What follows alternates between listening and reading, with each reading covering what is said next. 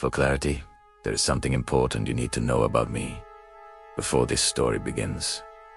I am hard of hearing. I've lived most of my life relying on sight, instinct, and patterns rather than sound. I can hear loud noises, but subtle things, footsteps, whispers, breathing often slip past me unnoticed. I've learned to live with it, but what happened last winter taught me that silence can hide things far worse than noise. This happened a little over a year ago, shortly after the holidays. I live alone in a quiet suburban neighborhood in southern Quebec. My street sits right at the edge of a dense forest, the kind that feels peaceful during the day but unsettling once the sun starts to dip.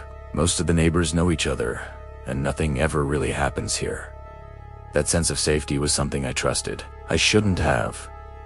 Winter had fully settled in, and February brought heavy snow and early sunsets. One afternoon, after a late lunch, I decided to take my dog Monty out for a walk.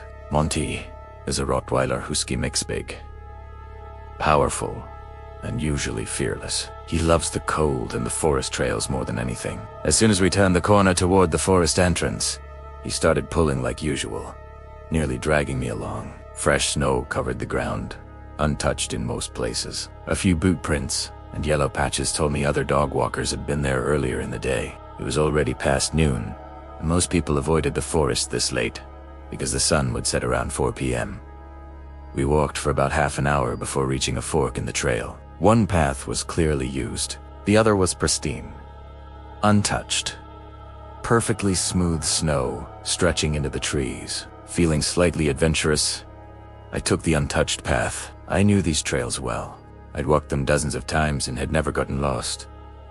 The trail opened into a small clearing. I stopped there, pulled out the binoculars I had received for Christmas, and started scanning the tree line for birds. That's when I noticed something strange. At the edge of the clearing, partially hidden between trees, was a blue tarp.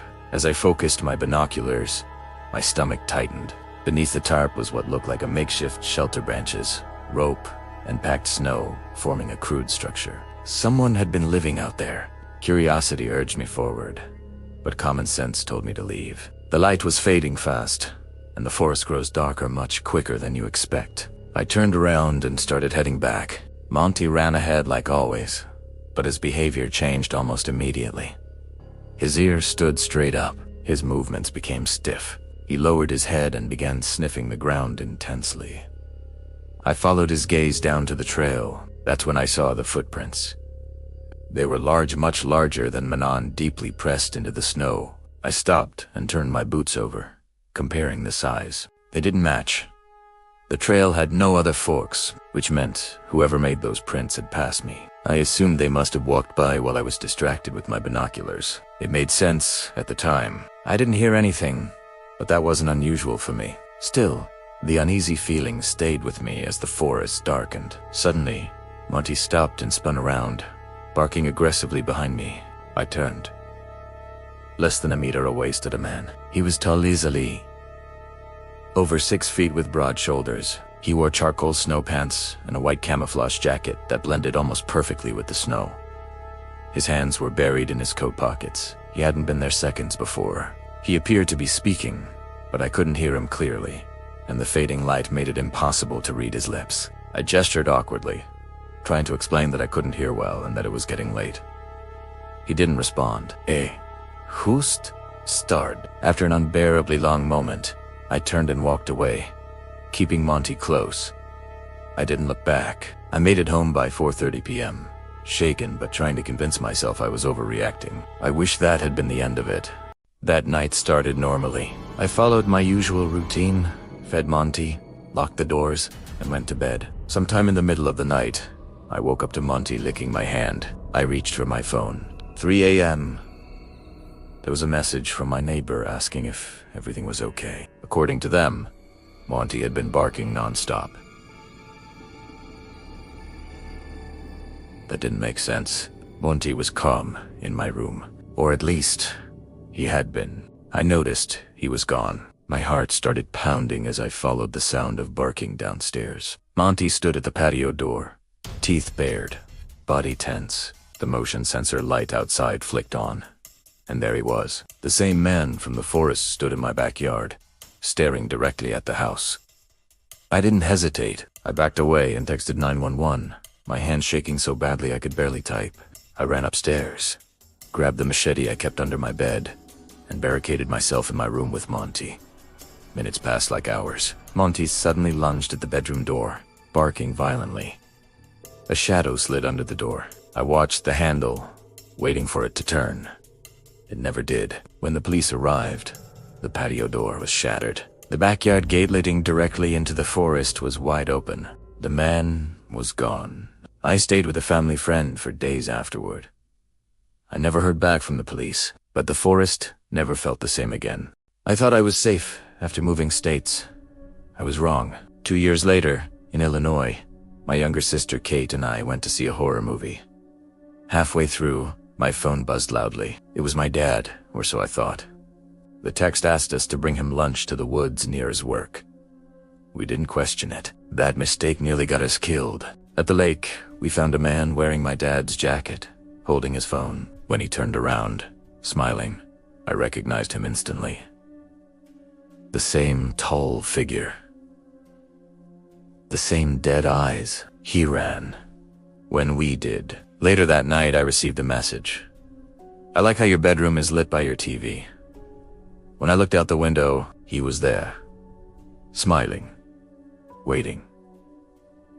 The police later found an AirTag on my car. They never found him. Sometimes, when it's quiet, I still wonder what I missed hearing that day in the forest. Because whatever he was, he knew exactly how to stay silent. I thought time would erase the fear. It didn't. Years passed, but the silence followed me everywhere. I avoided forests, lakes, trails soon where sound could disappear before danger revealed itself. Monty grew old, slower, but even in his age, he still stiffened whenever shadows lingered too long. The first sign that it wasn't over came during winter. I woke one morning to find fresh snow covering my driveway, and footprints. Large ones. They stopped directly beneath my bedroom window.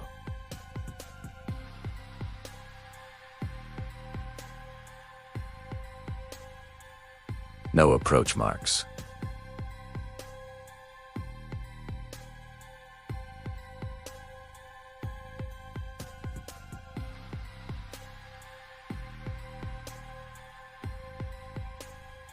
No retreat marks, just a single set of prints, as if someone had stood there for hours, watching. I called the police again. They found nothing. No cameras caught anything. No neighbors saw anyone. That night, I dreamed of the forest, of blue tarps flapping in the wind, of something breathing just behind me. I woke up to Monty growling low deep. Primal. My phone vibrated. Unknown number. You still don't hear me coming. I froze. I didn't sleep after that. Over the next weeks, small things began happening. My trash cans were moved. My gate was left open. Once, I found a dead rabbit placed neatly on my porch. No blood trail. Just a message. The police suggested motion lights, cameras, locks. None of it mattered. He was patient, and they knew me. It ended where it began. The forest. One afternoon, I found Monty's leash missing from the hook by the door. Panic flooded me when I noticed the back gate swinging open. In the snow, one clear trail led toward the woods. Monty's paw prints, and beside them, those same massive boot prints. I didn't call the police. I didn't think. I grabbed my machete and followed them. The forest was eerily quiet. No birds, no wind, just snow swallowing sound. The trail led to a clearing, and there it was. The shelter. Bigger now? Reinforced. Permanent. Inside, hanging from the branches, were phones, dozens of them, some still lit, some cracked, some ringing silently. Monty was tied nearby, unharmed, but trembling. Unbind me, breath. I turned. He stood there, smiling. You never heard me, he said clearly, slowly. This time, I read his lips perfectly. What happened next isn't clear. The police found the shelter burned. No body. No suspect. Just footprints leading deep into the forest. And sometimes, when the world goes quiet, I still feel him standing behind me. Waiting. Silent.